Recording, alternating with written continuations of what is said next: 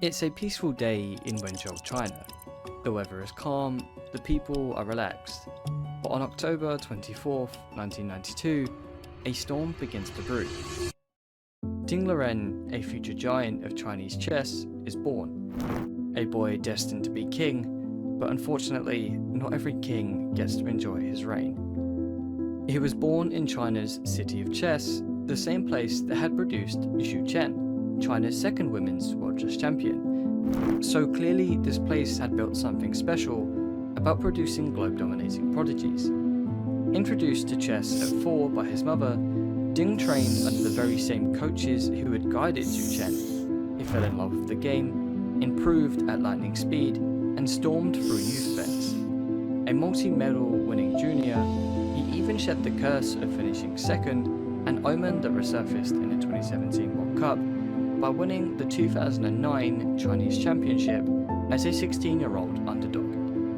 But here's the funny thing about his win in 2009. He didn't lose a single game. See, as well as being 16, Ding was one of the lowest rated players at 2458. He was in a field of players ranging from 2500 to 2700, which made him a massive underdog in a tournament packed with proven veterans. As well as this, the tournament included future stars like 3-time women's world champion Hu Fan and also Wang Hao. Statistically, if your opponent is 100 points higher rated than you, there's a 64% chance the player with the higher rating will win, and this scales with rating.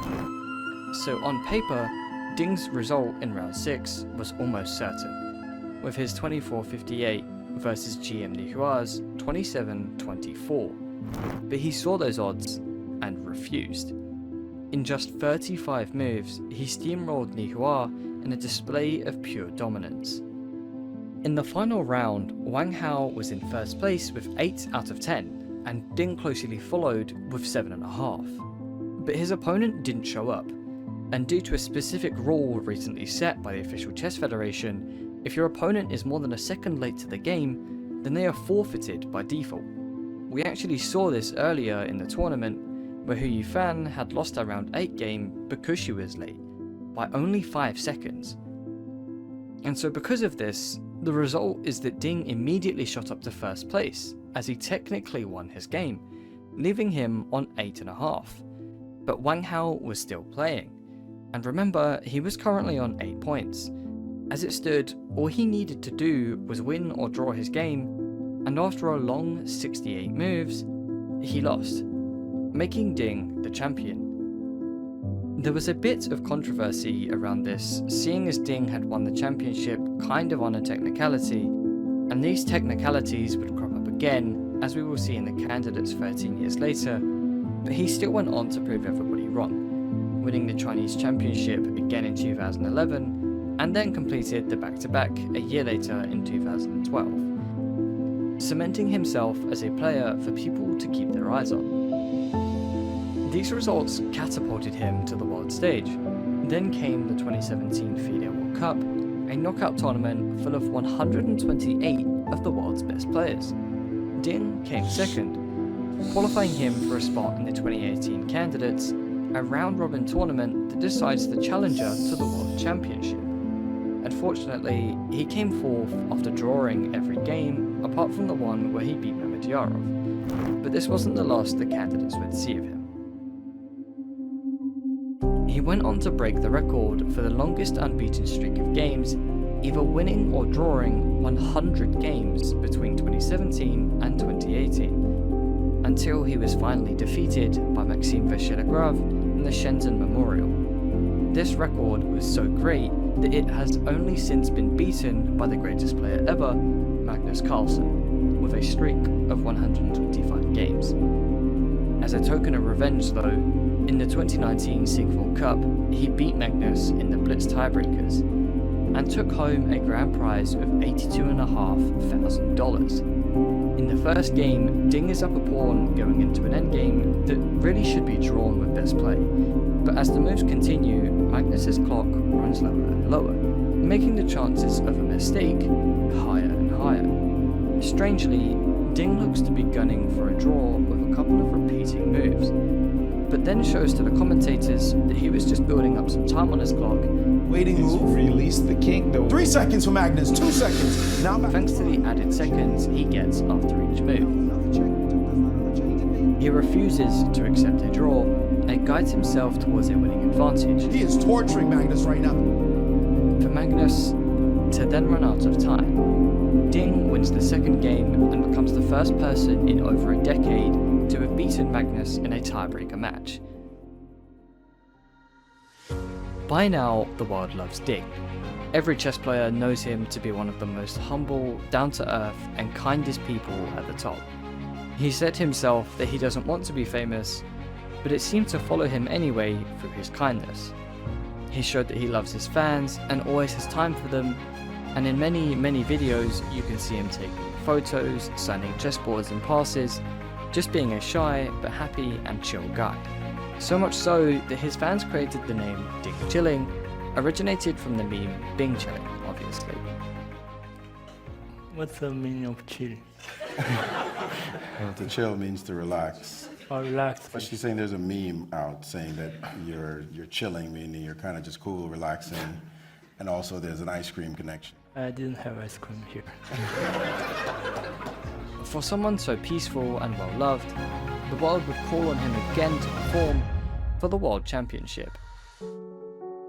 Magnus Carlsen, in an almost expected turn of events, had given up his World Championship title after saying that he was no longer wanting to play classical chess.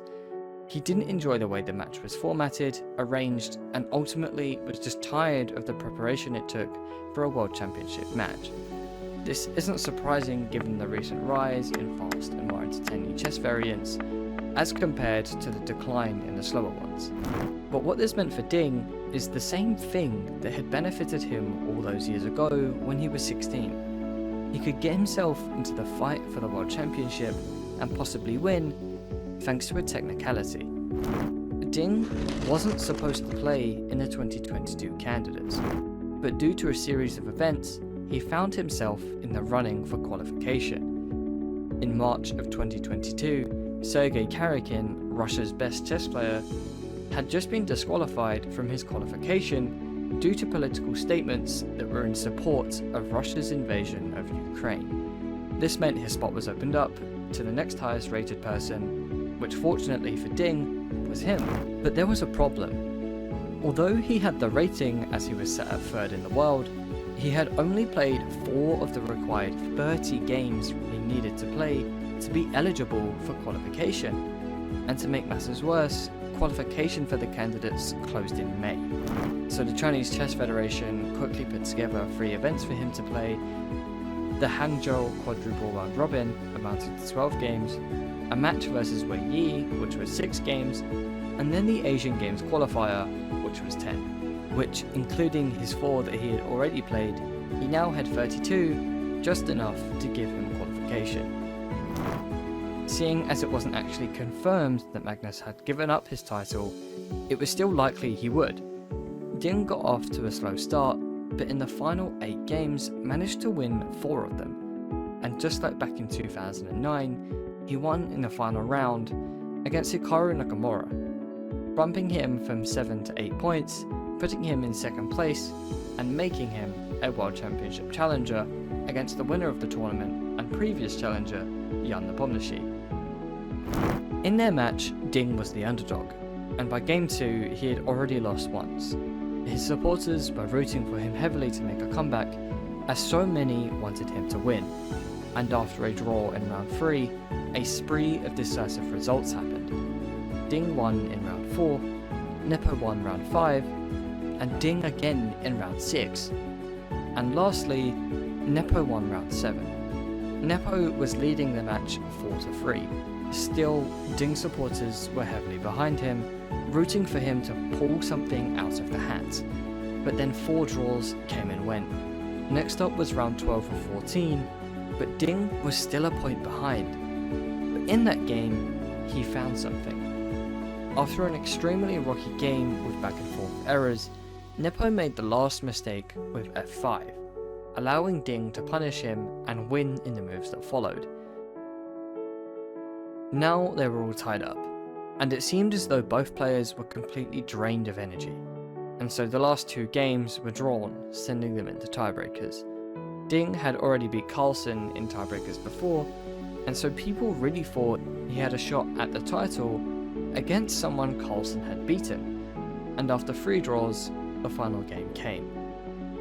Ding was the world champion. He had taken on the world and won. But as soon as the happiness had begun, it ended. After winning the world championship, he played in the Superbet Chess Classic in Romania and scored 4 out of 9. Immediately, questions were asked about this clearly not being the type of performance expected from a world champion. This was the only tournament he played before disappearing for 9 months.